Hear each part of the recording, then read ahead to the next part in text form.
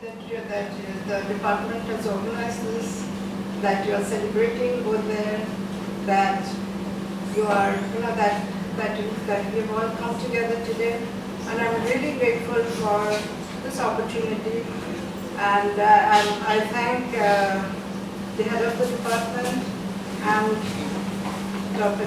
Dr. and all of you, and Shamata, who has been working very hard for this, all of you students, and all concerned. We are here. I think also, let me also say this, that, I think this is also a homage. We are also paying a homage to Ulu Ghosh today. Ulu Ghosh, who was, Baudelaire, who was so deeply cherished by Ulu Ghosh. And so this is really a happy occasion, memorable occasion, and well, again, once more, thanks to all of you. Yes, this is in keeping with the spirit of celebration. I will merely share with you some of my experiences with Baudelaire's poems, and maybe some understanding of him as a poet, a little, a poet who's donning a mask, yes. And also I will be focusing on the third one. And I will not talk about certain elements in his poetry that I find disturbing.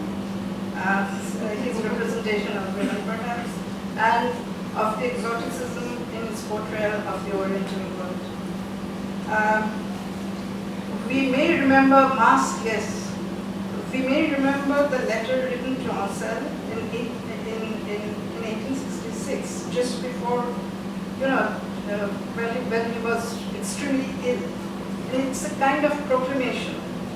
He says, "Must I tell you that in this atrocious book, I have put all my heart, all my tenderness, all my religion, within brackets, travesty, all my hatred. It is true that I will write the contrary, that I will say that this is a pure work of art, of jugglery, and I will be lying like a dentist." So there is actually very little, there is this antithesis constantly in all his poems, in his work. And it's not really an antithesis. Life is art. Life is poetry. Life and poetry are not really very far apart. Now, yes, he did, but as far as art goes, yes, he did apply all the resources of art to his poetry. And he did think a lot about art. He did say a lot about it. I think all of you know that, all of you will be talking about that. And yes, as Devoshi says, the beautiful is bizarre.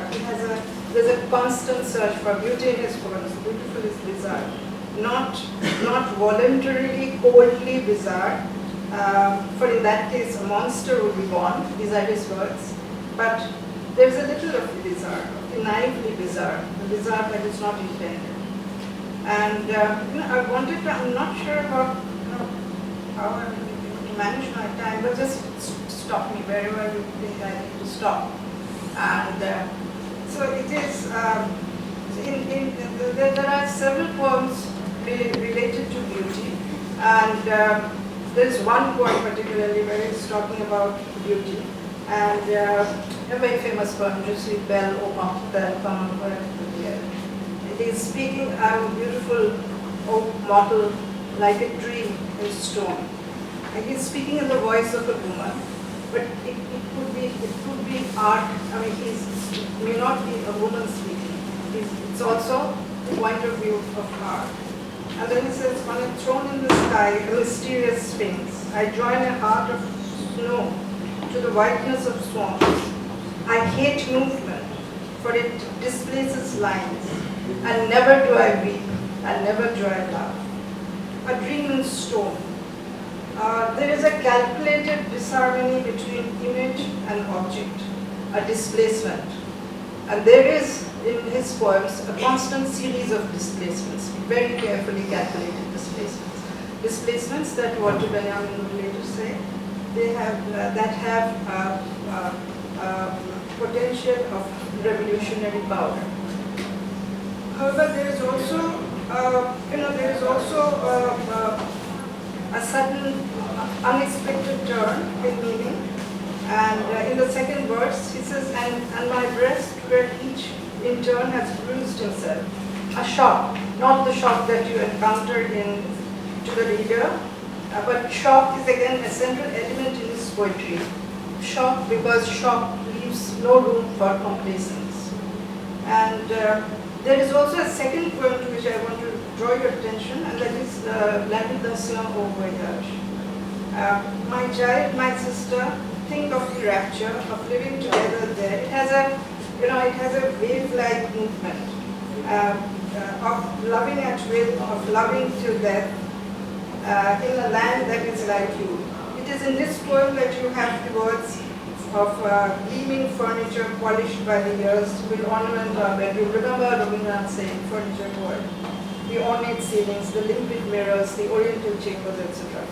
And so there is a wave-like movement, but this wave-like movement falls in a refrain, sort of bringing a stillness, bringing almost the poem dies in the refrains, dies in the sense that it's actually still in these refrains. The vagabond spirit is gradually stilled as you come to these two lines, the refrain, La tunique pauvre et beauté looks calm et volupté. There all is order and beauty, luxury, calm, and voluptuousness. Voluptuousness has been translated as opulence, pleasure. So it's order and beauty, luxury, calm, and voluptuousness. Now it's not just a cascade of words. And André says that he finds there the perfect definition of a work of art. The order, that is logic, reasonable arrangements of sections, beauty, lines, elan, profile of the work, luxury, disciplined abundance, calm, tranquilization of tumult, voluptuousness, pleasure, opulence, sensuality, adorable charm of matter, attraction. Now this is actually, there are at least 3 or 4 poems which are very nostalgic. And very nostalgic for what he thinks is a life of plenitude. And but it is, as Benjamin says, it is a perspective device that allows him to fathom the full meaning of the breakdown, which he, as a modern man, is witnessing. And so this, even though it's a very light poem, it seems to be a light poem, it is suffused with a deep melancholy. And this is again, this is, and since we mentioned him since we mentioned furniture poet, I would like to read out another poem, excerpts, Parisian Dream. He is dreaming. And his dreaming is, I banned from that spectacle irregular vegetation, a dream where all nature is almost banned and wiped out. I banned from that spectacle irregular vegetation. And painter, proud of his genius, I savored in my picture the delightful monotony of water, marble, and metal. Babble of arcades and stairways. It was a palace infinite, full of basins and of cascades, falling on dull or burnished gold. I would like you to see how the use of a lexical field of light on which the poem is composed. So, heavy waterfalls full of basins and cascades, full of falling on dull or burnished gold. And heavy waterfalls, like curtains of crystal, were hanging bright and resplendent from ramparts of metal. And all, even the color black, seemed polished, bright, iridescent. Moreover, no star, no glimmer of sun, even at the sky's rim, illuminated these marbles that burned with a personal fire. There is no external source of light. And then he says, and over these shifting wonders hovered, within brackets, terrible novelty, all for the eye, not for the ear, the silence of eternity. Imagine a place where you have, where there is absolute silence, eternal silence, and all for the eye, not for the ear. And it has again been pointed out that in modern times, it is the ear that is, the eyes are foregrounded, not the ears. You go on after the invention of the railways, etc., buses, long distance buses.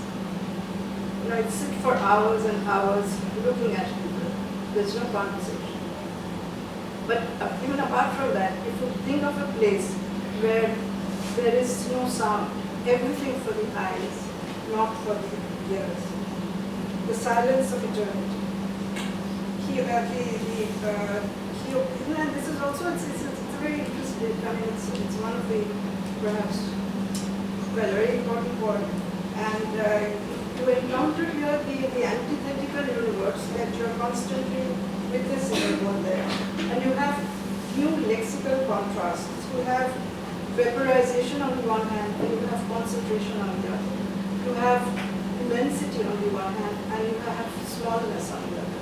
And ocean that is forced into a tunnel. So different images, different metaphors. But anyway, soon but then the clock strikes, and as he says, il sonne totalement le midi. And that is, it is noon, and there is a descent to reality.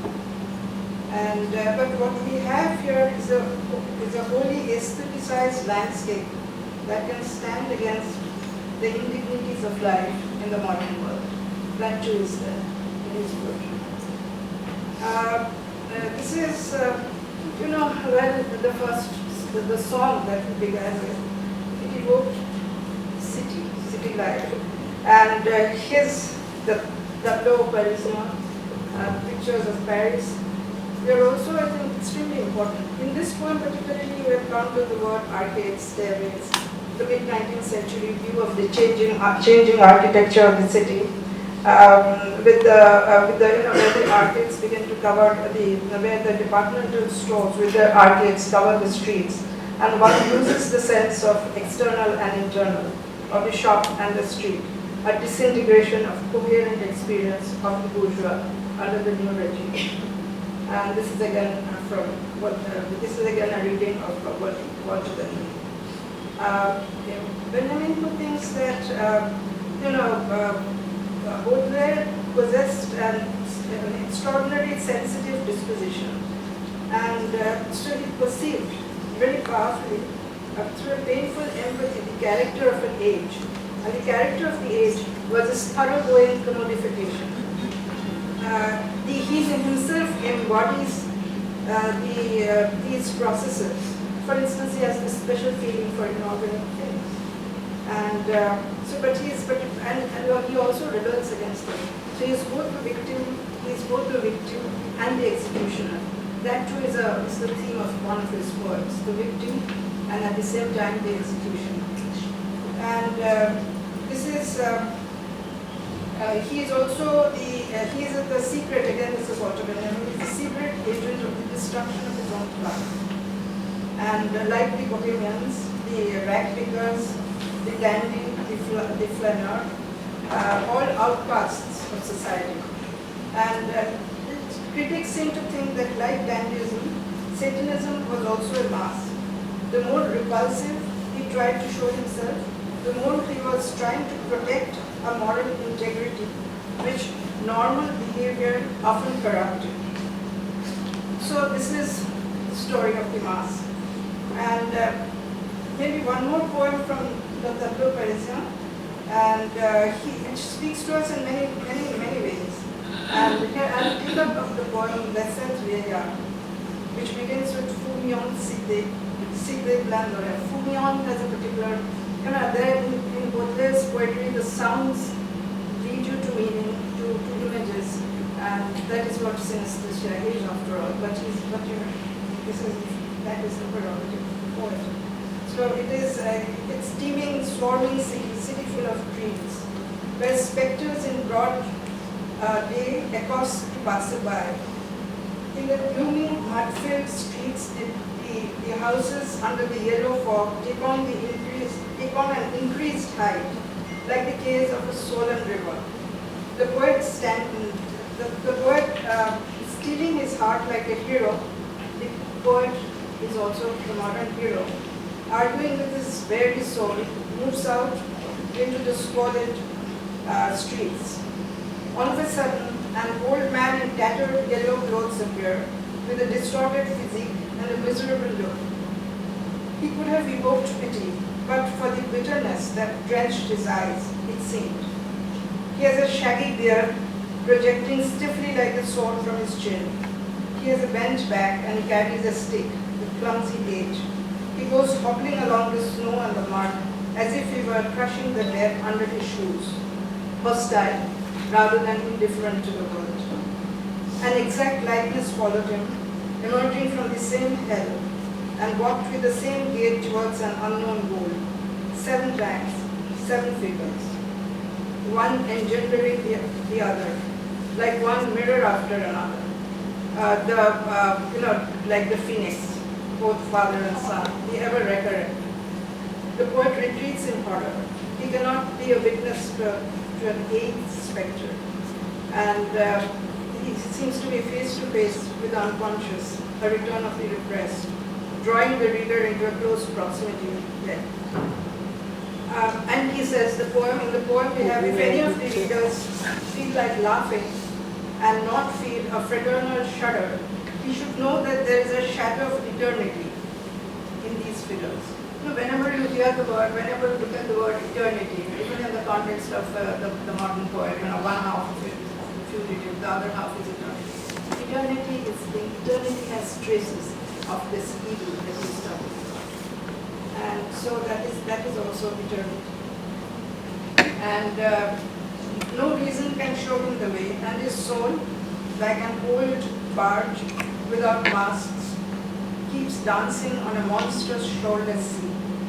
The poem, composed on a background of water, erases all kinds of certainty. And it's like it's trembling on the water. And it erases all kinds of certainty and adds layers to the unknown, the evil or the terrifying. The old men in the back alleys bear the stamp of the modern city on their bodies. They are those who have been discarded by the city. But they are also symbols of the power of evil, of destructive forces in the city to constantly reproduce themselves. Giving a picture, it gives us a picture of the future of civilization. The road that one has taken, that one has chosen, will have this inevitable consequence. There is no escape. So now, what have we seen? Dites, qu'avez, vous. This is the line from the last poem, The Voyage. The last poem in the 1861 edition. And this is often considered as a masterpiece. Voyage is a central motif in Baudelaire. If ascent is impossible, one has to go round in circles. There are different kinds of travelers, but importance is given to those who travel for the sake of traveling. That is, the voyage does not take one anywhere.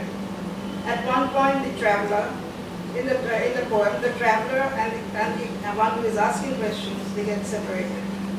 Étonnant voyageur, the sound. Astonishing voyagers. What noble stories do we read in your eyes, as deep as the sea?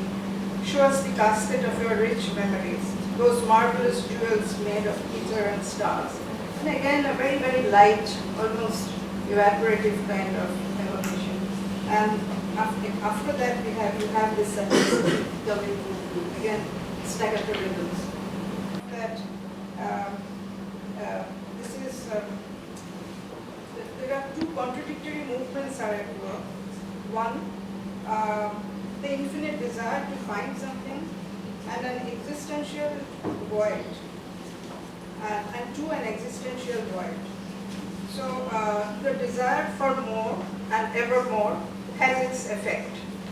It is the naive, romantic, exotic dreams are destroyed in this world, and there is total submission to fatigue and hopelessness. All around there is the spectacle of immortal sin, not in an abstract manner, foregrounding a false consciousness, a blindness, stemming from pride and desire. Bitter, I quote, bitter is the knowledge one gains from voyaging. The world monotonous and small, today, yesterday, tomorrow, always, shows us our image, an oasis of horror in a desert of unknowing. Unknowing. We have that word here, but we have that all through, right from the first moment. Unknowing metaphysical border, need be. We have it in To the Reader. Remember, To the Reader, folly, error, sin, avarice. These are the four sins. These are the four causes of evil. But then ennui is singled out in the last section of the poem as one more ugly, more wicked, more filthy, that can willingly make of the earth a shambles, that in a yawn swallow the world. And so the void turns towards death, to plunge into the void. It doesn't matter whether it is heaven or hell, because the search for the new will continue. Death will not bring any respite to the meaningless search and the desire for the new. So I conclude that it's not any easy emotions, but the truth of art. Brings to his poems a feeling more intense than empathy. The reader is taken out of her familiar mindscape, sometimes taken aback. She nevertheless submits to the poetry and, to an extent, gets prepared to stand face to face with the darkness of her times. Thank you so much.